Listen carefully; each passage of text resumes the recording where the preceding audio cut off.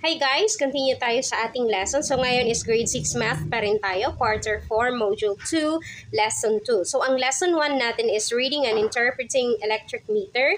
Ngayon ang lesson 2 natin is about reading and interpreting water meter.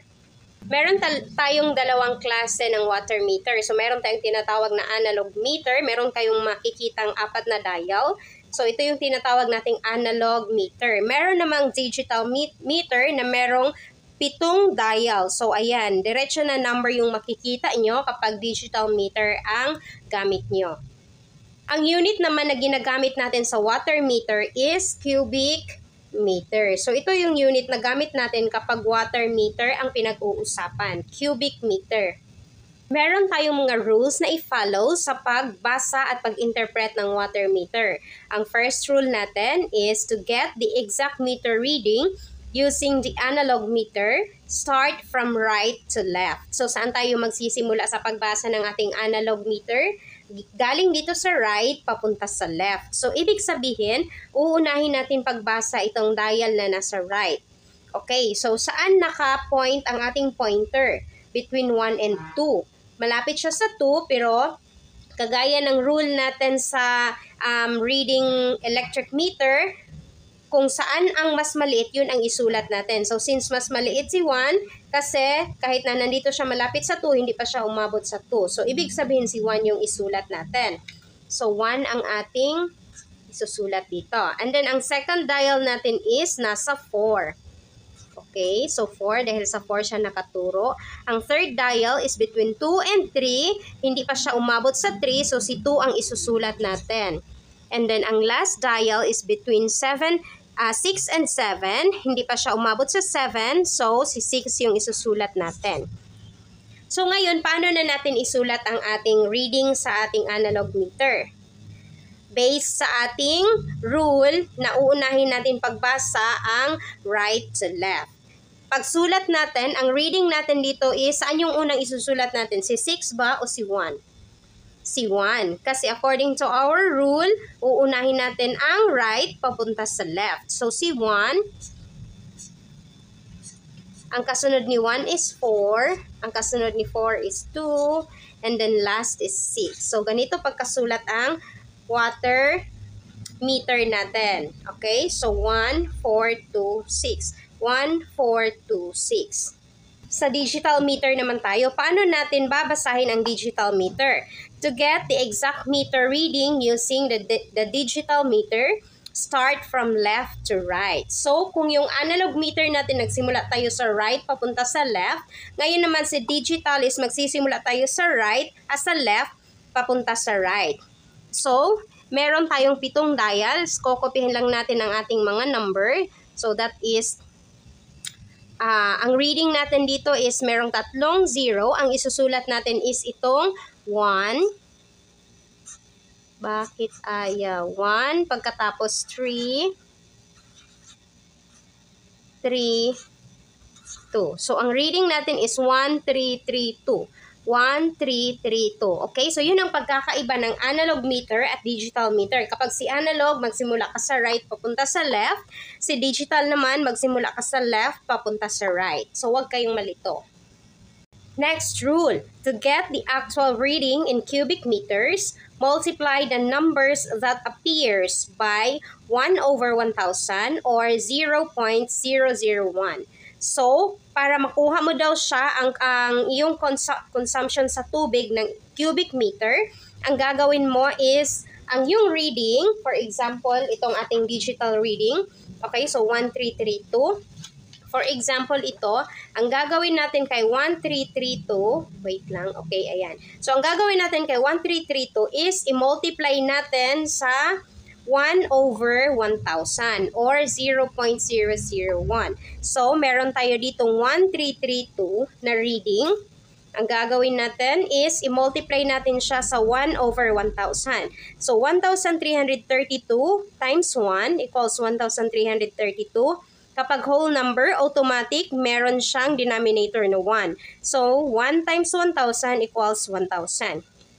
And then 1,332 divided by 1,000 is equal to 1.332 cubic meter. So, ibig sabihin, ang reading natin sa ating digital meter na 1332 is equivalent to 1.332 cubic meter. So, ito na yung tama natin. Ito na yung actual reading natin in cubic meters. Okay. So, kung i-convert naman natin siya into liter, kung ilang meter itong ating 1.332 cubic meter, alam natin na ang isang cubic meter is equal to 1,000 liter or ang 1 cubic meter is equivalent to 1,000 liter.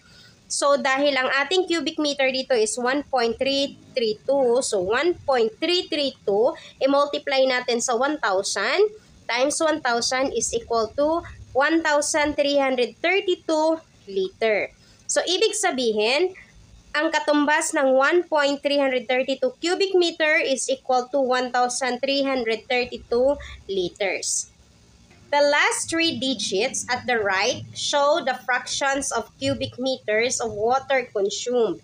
Ibig sabihin, itong last three digit natin dito sa right, so ito yung nasa right natin, this is our last three digit. Ito yung nagpapakita ng fractions of cubic meters of water. So, pwede nyo na siyang hindi i-divide ng 1,000. Diretso na lang kayo mag-count ng tatlong decimal points. So, 1, 2, 3. Automatic na yan. Ang sagot nyo is 1.332 cubic meter. Kung i-convert nyo naman siya into liter, so mag-count lang kayo ng tatlong decimal points. So, 1, 2, 3, magiging 1,332 liters na siya. So, ganun lang kadali para hindi na kayo mag-multiply at mag-divide. To get the water consumption, simply subtract the previous reading from the present reading. So, ibig sabihin, para makuha natin kung ano yung water consumption natin, isubtract natin ang ating previous sa ating present. So, meron tayong example dito. Ito yung ating present reading. Basahin natin ang ating analog meter. So, saan tayo magsisimula? Sa right. So, dito tayo magsimula sa right. Saan nakatutok ang ating dial? Nasa 5 kasi hindi pa siya umabot ng 6. So, isulat natin si 5. The next dial is nasa 6. And then sa next, between 1 and 2, pero hindi pa siya umabot sa 2, so 1 ang isusulat natin. Sa last dial, between 3 and 4, hindi pa umabot sa 4, so 3. Okay, so meron na tayong reading, 5, 6, 1, 3. So, isusulat na natin siya. So, uunahin natin ang nasa right, that is 5. Next is 6. Ay, anong nangyari? 6, and then 1, and then 3. Okay? So, 5, 6, 1, 3. Ngayon, pupunta naman tayo sa previous. Magsisimula ulit tayo sa right. So, ang first dial is nasa 5. Ang second is between 4 and 5, pero hindi pa siya umabot sa 5, so 4 ang isusulat. Ang third is 2 and 3, so si 2 ang isusulat. Ang fourth is between 6 and 7, so 6 ang isusulat. Ngayon is isulat na natin ang ating previous reading. So meron tayong 5, 4, 2, 6. So 5,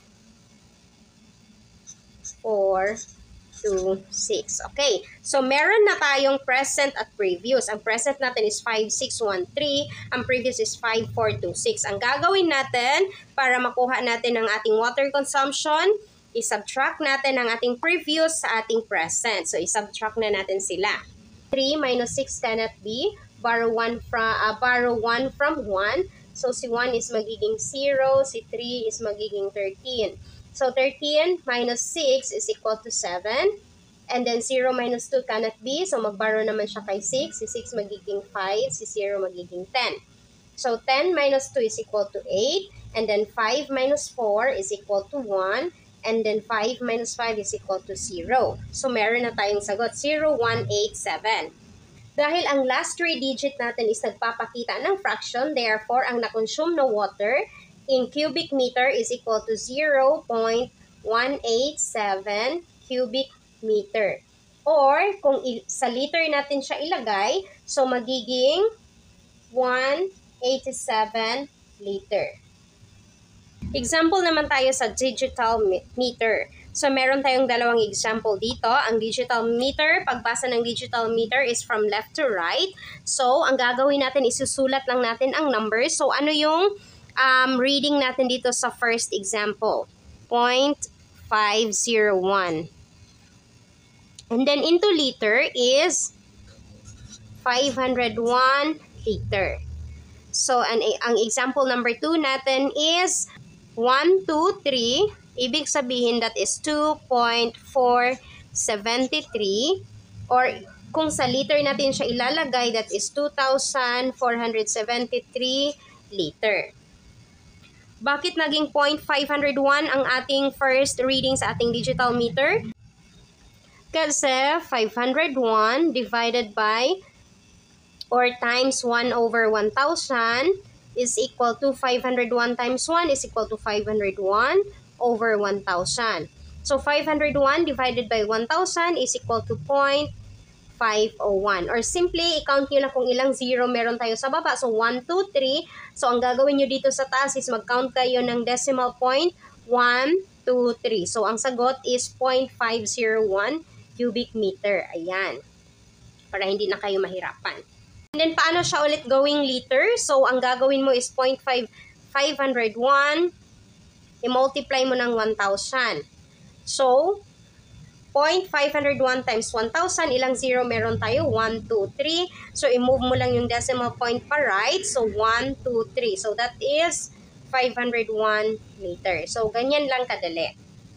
That's all for today's video, guys. See you in our next lesson. Bye!